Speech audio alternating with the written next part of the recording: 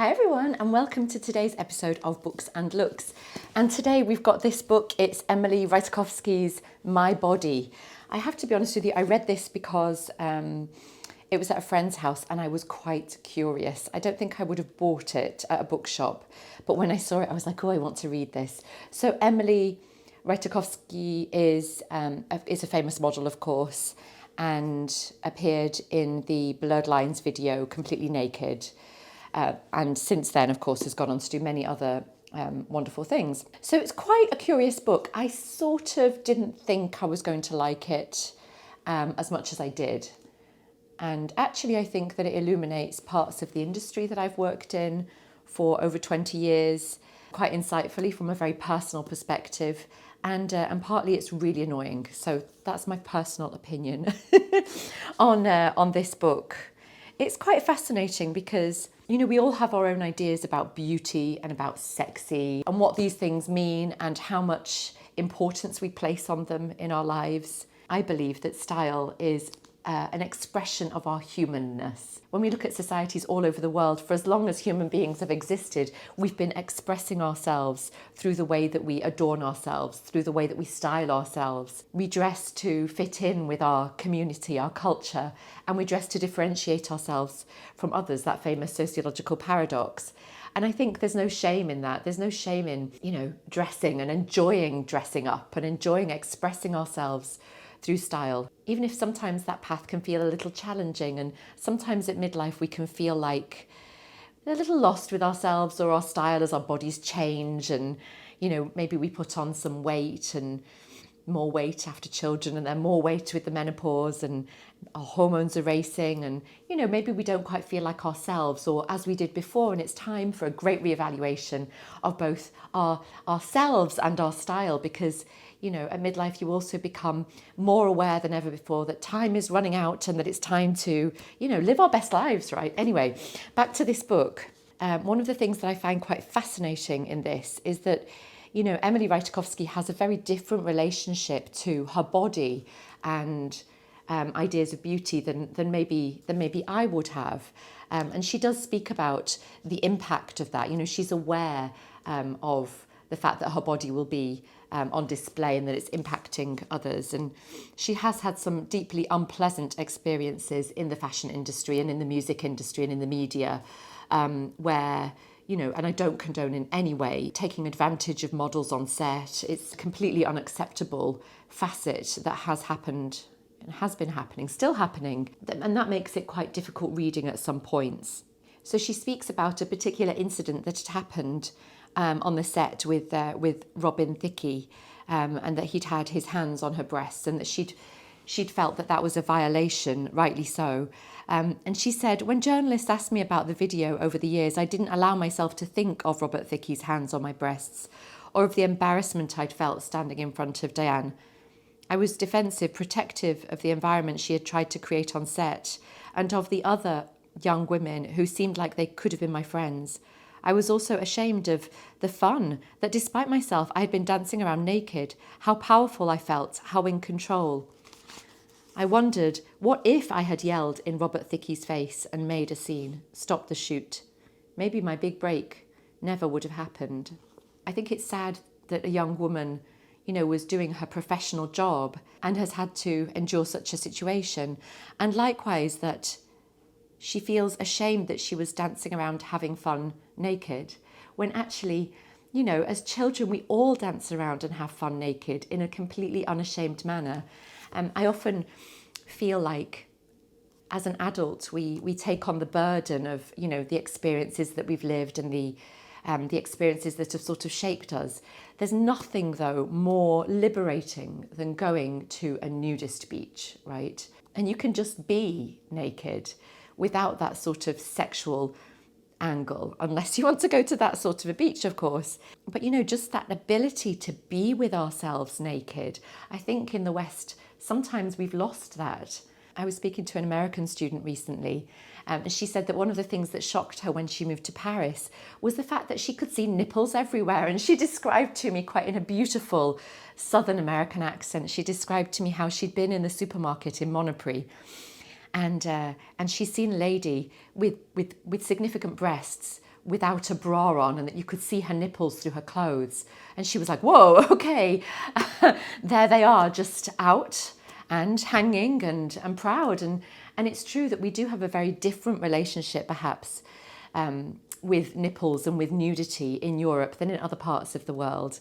And I have to say that I really love that. I love the ability to not have to wear a bra if I don't want to. I love that freedom, that feeling. I love the fact that we all have nipples. And you know what? If they show through clothes, so be it, even if those images then get banned from Instagram. We seem to flip-flop in many aspects of Western society today between this sort of puritanicalism and liberation, and maybe we're still finding what that means and trying to maneuver our way to find our own balance. So society does evolve with its ideas of nudity and what it finds acceptable.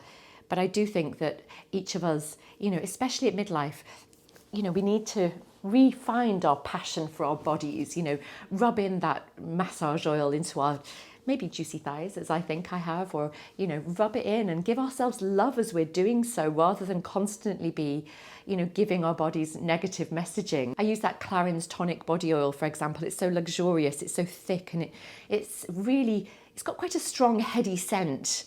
And as I'm massaging it into my very, very dry, papery skin, I really feel like I'm giving my body some love. And, not that any more fat is what my thighs actually need, or oil, but it does seem to moisturize the skin. We know that it's not really going to get rid of cellulite. And really, that's not the point. The point is that we're giving ourselves some love, that we're reconnecting with the touch of our own skin. Because while science proves that, giving others cuddles and having physical emotion with others keeps us happy and content, so too does self-love and self-acceptance and self-appreciation and, the touch that we have with our own bodies. I've just got a little bit of colourful eyeshadow today. This is an old Yves Saint Laurent palette. I love these 1970s colours. We've got a lilac and a brown. Actually, recently I gave a talk at a wellness festival, and one of the other speakers was Ruby Hamer, who has a lovely cosmetics line. And afterwards on Instagram, one of the questions that she asked was, what bits of makeup do you have in your kit that you just don't use? And I said, it's a metallic lilac eyeshadow. And after that I thought, why don't I use it? It brings me so much joy. I suppose I thought for a while it was a bit too much of a statement, but I guess it depends how much you apply. I love this brush. It's a little Armani brush. It's ever so soft and delicate. Generally, I love Armani cosmetics. Gorgeous. So something else that Emily Ratajkowski talks about in her book is the idea of being famous for being sexy. She says, but I wasn't just famous, I was famously sexy, which in many ways felt gratifying. It had seemed obvious to me that the most desirable, attractive woman was always the most powerful in any given room, just like the Victoria's Secrets models who marched towards me on the giant screen. And in many ways, my life did change. Strangers greeted me with enthusiasm. Famous men I'd had crushes on as a child hit on me. Beautiful women talked to me as if I was one of them. I was on the covers of magazines, got invited to glamorous parties I'd never dreamed of attending. Forget Thai food and chain store quilts. Now I was being sent endless boxes of free designer clothes. I could show up at popular New York or Los Angeles restaurants and be seated wherever I liked, and I had more money than I'd ever imagined making. And she goes on. And this is interesting, this idea of sexiness being equated with power. Perhaps it's always been that way. And of course, we do have this really interesting relationship, don't we, in society, of sex equaling power. And then on the other hand, sexiness being something shameful or something that's frowned upon or, that's not quite right or not respectable. For a lady or for a woman. I do it myself as well. Sometimes when I see Instagram influencers who are really overtly sexy, often, very young girls who have very pumped up lips and, quite profound, sometimes implanted breasts, and they're sort of preening towards the camera and very much using the language of pornography, maybe without even knowing, those sorts of very provocative poses. I wonder who their sexiness is for. And at the same time, if they're feeling empowered by expressing their sexuality, who am I to judge, So I feel very sort of torn in my own ideas about sexiness. And, for myself, I personally prefer something a little more discreet, a little more subtle, maybe maybe refined, if that word is fair to use in this situation. But on the other hand, it depends on the situation. I don't feel the need to express my sexiness outwardly express my idea of sexiness everywhere I go. Although I do think it's important to flirt with life everywhere, to find the joy and, the joy in everything around us, the joy of being able to dress up and make ourselves up. That's another type of joy and another expression of sexuality that, I can do with daily. But that sort of extreme sexuality, I reserve for the bedroom. And I do think that it's important, especially when we get to midlife, to not forget about the sexy sides to ourselves. Yes, some of you might be experiencing reduced libido or dryness, from the menopause, or maybe you just don't feel like it, and that's fine too. But there's still a lot of fun to be had with playing with sexiness, especially at midlife, where we have a certain confidence of the years of experience that we've had in life as much as in sexual encounters that we can bring to our sexiness and play with, right? I know many of you tell me that you have more fun now than you did in your 20s, because in your 20s maybe there was a sort of self-consciousness and a harsher self-judgment.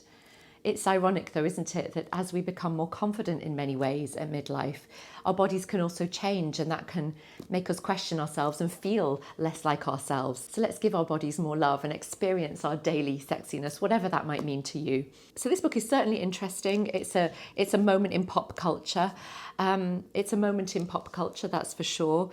It's quite an interesting read. I do think that she can be a little harsh and judgmental of other models in the industry, ironically, especially one who is, you can kind of work out who it is, I think, which maybe isn't so nice. But generally, I did like the book a lot more than I thought I would. It's not always brilliantly written. It is a very easy read. I just read it in less than a day. But it's really interesting for me to read about a lady who has found her fame through her body and through her sexiness, and how even a woman as sexy and as confident as Emily Ratajkowski has had to explore different sides to herself and her womanhood and what that means to her. Thank you so much for watching. If you've got any book recommendations, please don't hesitate to put them in the comments below. I love a good recommendation. Don't forget to subscribe so that you don't miss any videos. I love seeing your comments. I reply to every one of them. And don't hesitate to contact me on Instagram, Aleksandra Olenska. Merci, thank you for watching. À la prochaine. Bye bye.